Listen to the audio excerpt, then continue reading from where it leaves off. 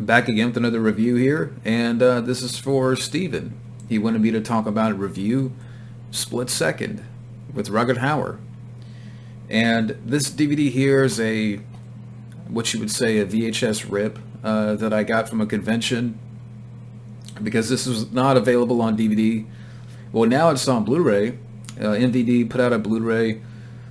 I don't know much about the Blu-rays, so for anybody out there that owns the Blu-ray, you can let me know about the features. Are the features good?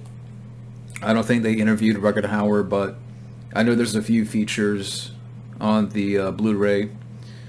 But yeah, this is a great movie. But the story here takes place in the future.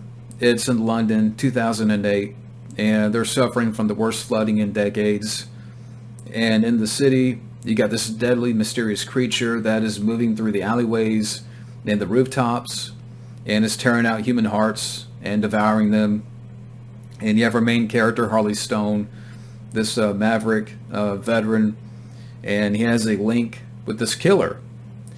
And the link is it murdered his partner, and he would do whatever it takes to bring down this unrelenting, mysterious creature, as you can see in the back.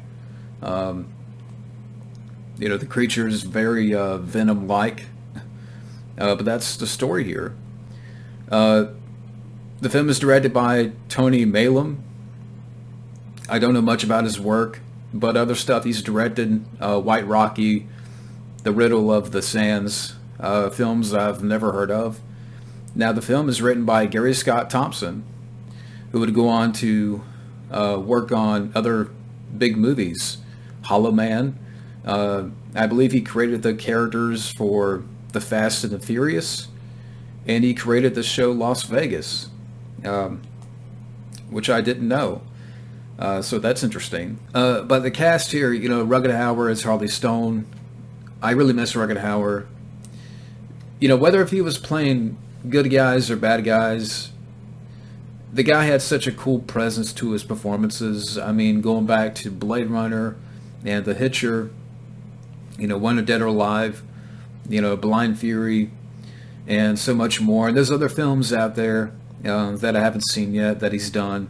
Hobo with a Shotgun. I have that on Blu-ray. I haven't seen the film yet. One day I will check it out. But I do miss Rugged Hauer. I mean, even like some of the little things in the film, like little character traits. The look of the character, with the glasses and the cigar. I forgot if it was a cigar or cigarette, but, he would carry around coffee too and stir it with the pen, and the type of weapons the character has in the film. I just love the look of the character and the aura of Harley Stone. So Rugged Hauer's great in the film. You also have Kim Cattrall. This is way before Sex and the City. And I'm a big fan of Kim Cattrall. And, Big Trouble in Little China, Mannequin, so much more. She's good in the film. You even get to see her in the shower. Alistair Duncan as the character of Dick Durkin. I don't know what else this guy's been in, but I thought, him and Rugged Hauer had a good rapport going on throughout the movie. Like in the beginning, that character of Dick Durkin is very by the book. But when you get to like the second half of the film, he becomes more and more, like our main character. And he's very go get 'em in the second half of the film. He's gotten a little bit more insane, being around the main character. You have Michael J. Pollard in the film as the rat catcher. This guy I know you've seen before. He was the bum in Scrooged, and he was also in Tango and Cash. And unfortunately, he's no longer around.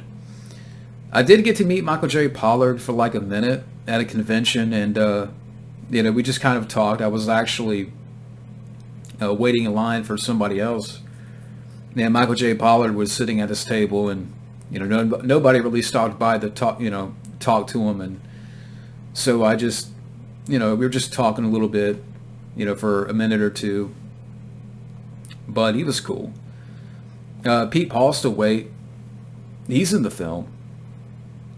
He has a small part here, and I know you remember him. He's been in many other films, like Jurassic, The Lost World, Jurassic Park, and so much more.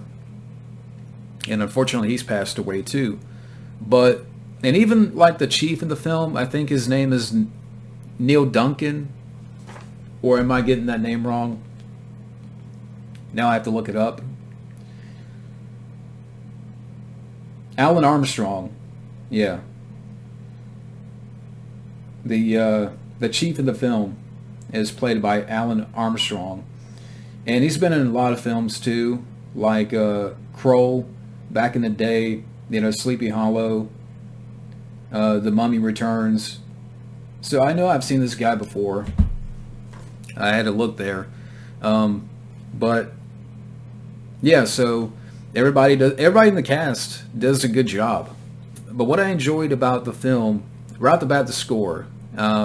That's one thing that really jumped at me at first, is the score by Stephen W. Parsons, because it really fits with the film and the atmosphere of London, and being that it's half submerged due to the flooding. It just really fits with the atmosphere. So if it's a very atmospheric score, and even the London setting, yeah, I mean, it's a little funny now because it takes place in 2008, but I just love the whole environment and the atmosphere of London. It has this very underground vibe, and it's dark and dungy. It's not prettied up. It's a lot of night shots and rain, and again, the city being submerged in water. And there's a lot of shots where the camera is going through an alleyway or a rooftop or some kind of tunnel, and I just love some of the interiors of these different locations within the city. So again, I love the atmosphere of London in the future. And again, it's water everywhere, and there's rain, and it's dark and dungy. So I really enjoyed that. But also too, I really enjoyed the connection between this creature and the main character. Where the creature is stalking Rugged Hauer throughout the movie, and you would hear like the heartbeat thumping, but the creature was always hiding behind this corner or in the shadows. I appreciate that they didn't reveal the creature right away.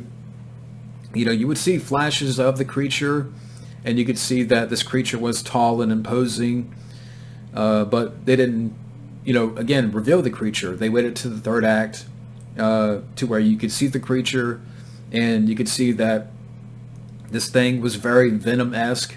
I mean, this thing definitely reminds you of Venom. And you have the great shot of the hand going over Rugged Hauer's head. Really enjoyed that. And throughout the movie, this creature would leave behind messages and blood on the ceiling. Like you have one scene where this heart was sent to the police station. It was half eaten. So this thing devours hearts. So I also enjoy that aspect. And you would get like certain POV shots of the creature, again, going through these alleyways and stuff, stalking London. And the third act of the film, taking place in this underground, like subway car. Rugged Hauer is trying to save Kim Cattrall from the creature. So you have a showdown between our main character and this creature. That was good. So, yeah, those are some things that I really enjoyed about the film. And just, again, the score and the London setting, the main character, and the aura of the main character and this creature, and that this creature devours hearts, and he's very in the shadows. And again, you just see kind of a flash here and there of the creature, but they didn't reveal it until later on in the finale. So those are some things that I really enjoyed here.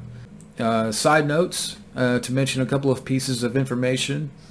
Gary Scott Thompson wrote the script with Harrison Ford in mind for the lead role, but was happy when Rugged Howard was cast. Howard loved the script, which is why he wanted to do the movie.